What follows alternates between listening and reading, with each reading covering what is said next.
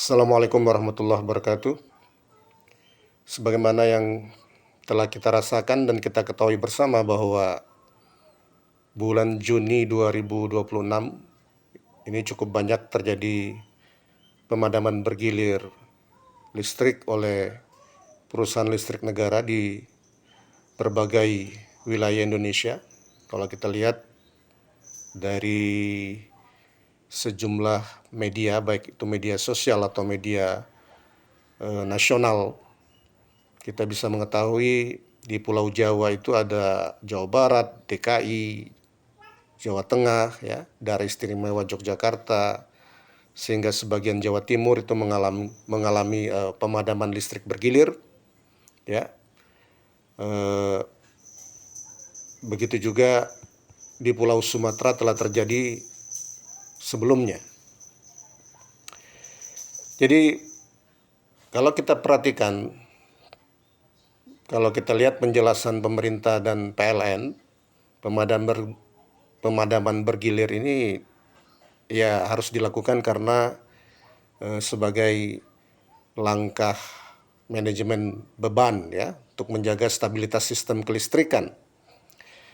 Kalau kita lihat, kita baca, kita lihat, ya, atau kita simak sejumlah pernyataan resmi itu baik dari pemerintah ataupun PLN mengatakan adanya gangguan operasional pada pembangkit tertentu yang menyebabkan pasokan daya listrik itu berkurang, sehingga diperlukan pengurangan beban guna mencegah pemadaman total yang lebih luas.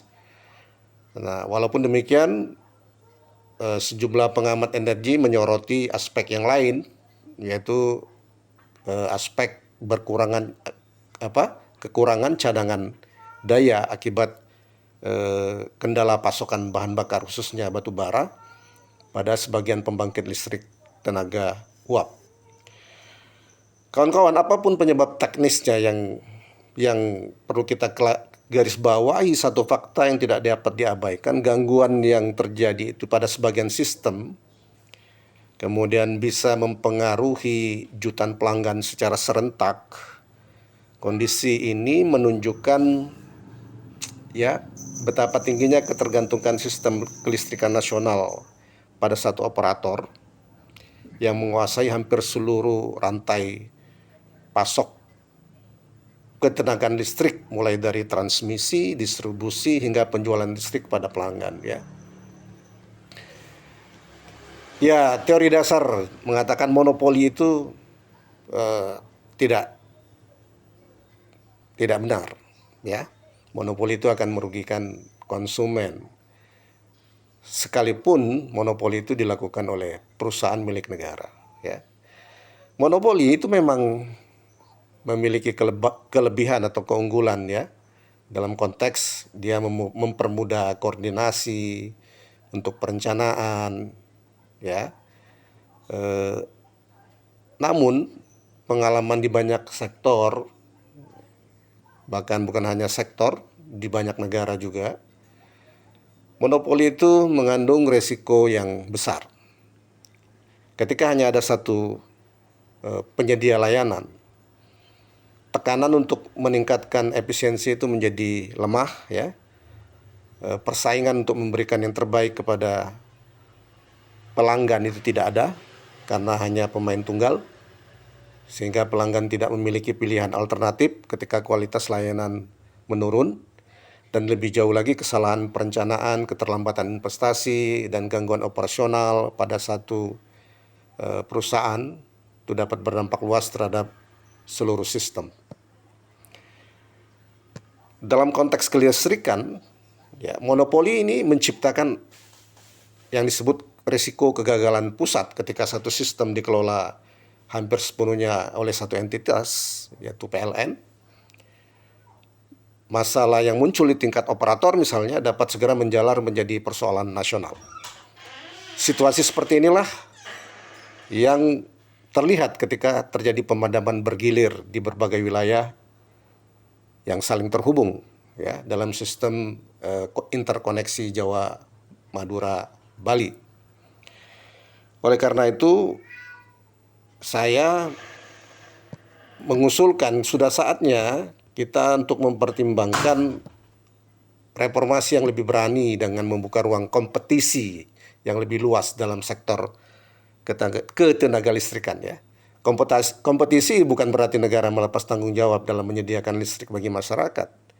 Kompetisi juga bukan berarti nanti akan membangun banyak jaringan kabel listrik yang saling bersaing di jalan-jalan umum. Bukan seperti itu. Yang dimaksud adalah memberi kesempatan bagi berbagai perusahaan untuk membangkitkan atau menjual listrik kepada konsumen melalui jaringan yang sama ya.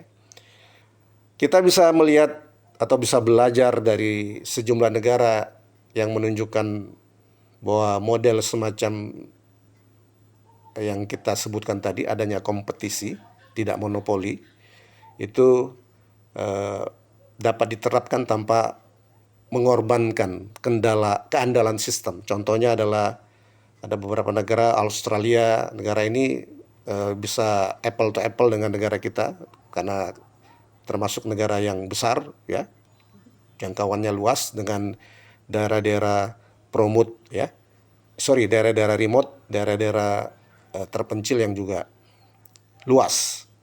Nah, Australia ini misalnya memiliki wilayah luas, banyak daerah terpencil sama seperti negara kita. Negara tersebut juga mengembangkan pasar listriknya secara kompetitif yang memungkinkan banyak perusahaan berpartisipasi dalam pembangkitan dan penjualan listrik.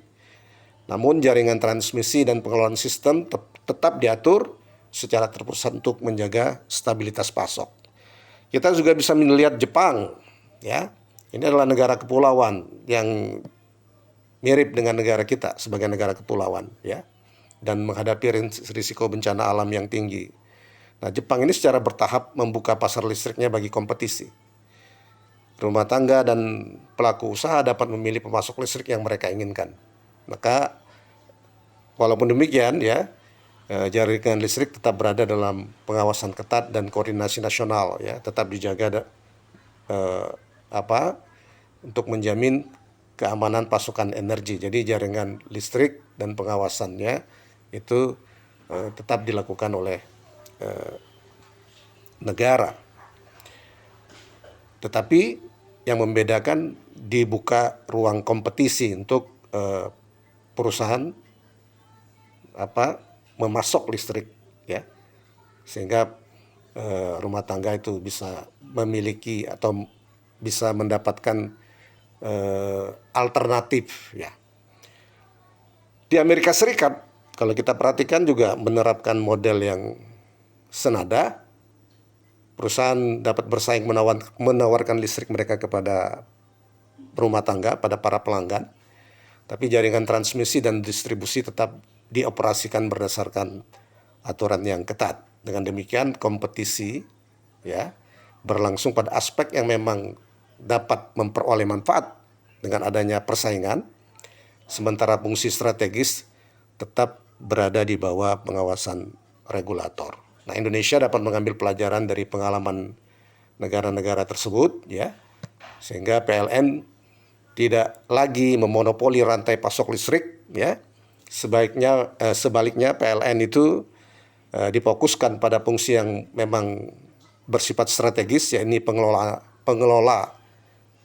pengelolaan jaring transmisi nasional ya, distribusi serta penyedia listrik untuk daerah-daerah remote, daerah-daerah terpencil yang secara ekonomis kurang menarik bagi investor swasta. Pada saat yang sama, pemerintah dapat membuka ruang yang lebih luas bagi perusahaan lain untuk menjual listrik kepada pelanggan, industri, komersial, termasuk rumah tangga. Semua pemasok listrik diwajibkan berkontribusi pada dana pelayanan universal yang digunakan untuk membiayai elektrifikasi atau menyediakan listrik atau akses listrik bagi wilayah-wilayah terpencil, sehingga wilayah-wilayah terpencil itu bisa mendapatkan akses listrik ya. Nah, reformasi semacam ini akan menghadirkan kompetisi yang sehat ya, dapat mendorong efisiensi, meningkatkan investasi mempercepat inovasi dan mengurangi risiko yang muncul akibat ketergantungan pada satu operator tunggal, ya. Jadi pemadaman bergilir yang kita alami, yang kita rasakan, khususnya Pulau Jawa sepanjang Juni 2026 ini hendaknya tidak hanya dipandang sebagai gangguan teknis yang akan berlalu begitu saja. Nah, peristiwa ini seharusnya menjadi pengingat bahwa ketahanan energi nasional itu membutuhkan tata kelola yang modern, yang lebih kompetitif, dan lebih adaptif terhadap tantangan masa depan. Jika Indonesia ingin membangun sistem kelistrikan yang tangguh dan andal, maka keberanian untuk meninjau, ya, untuk mengkoreksi monopoli PLN itu dalam pandangan saya bukan lagi sekedar pilihan, tetapi adalah kebutuhan. Begitu saja yang dapat ingin saya sampaikan. Terima kasih atas perhatian Anda. Assalamualaikum warahmatullahi wabarakatuh.